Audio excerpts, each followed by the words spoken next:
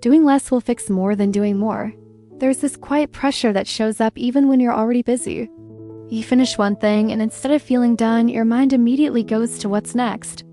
I've had days where my to-do list was full, I stayed productive, and somehow it still didn't feel like enough. That feeling doesn't come from laziness. It comes from the idea that doing more is always better. At first, doing more feels like progress. You take on extra work, fill every gap in your day. But after a while, something shifts. Your focus starts to break. You move faster, but don't go deeper. Things get done, but not well enough to actually matter. Effort alone is not the problem. It's how the effort is spread. When you try to do too many things, your attention gets divided. Not obviously, but in small, constant switches. You start one thing, think about another, check something quickly, then come back. Each switch feels small, but it adds up. You spent a lot of time, but not enough of it was focused. Like trying to write multiple essays at once. A day that feels full but empty.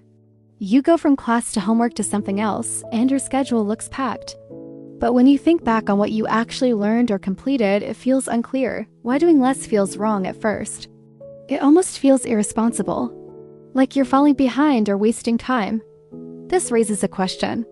Why does slowing down feel uncomfortable, even when speeding up isn't working? Maybe because we're used to measuring effort by how much we do, not how well we do it.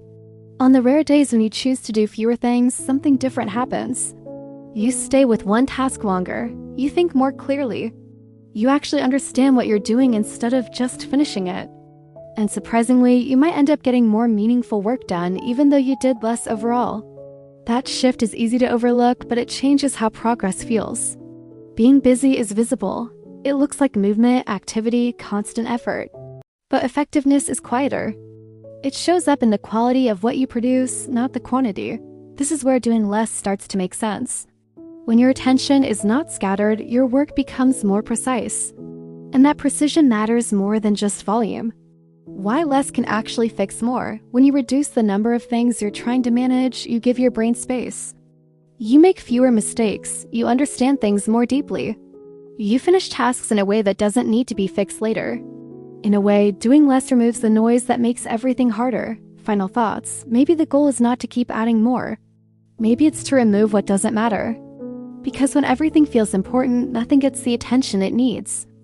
And once you start seeing how much better things work with less, it becomes harder to go back to doing more just for the sake of it. Thanks for watching.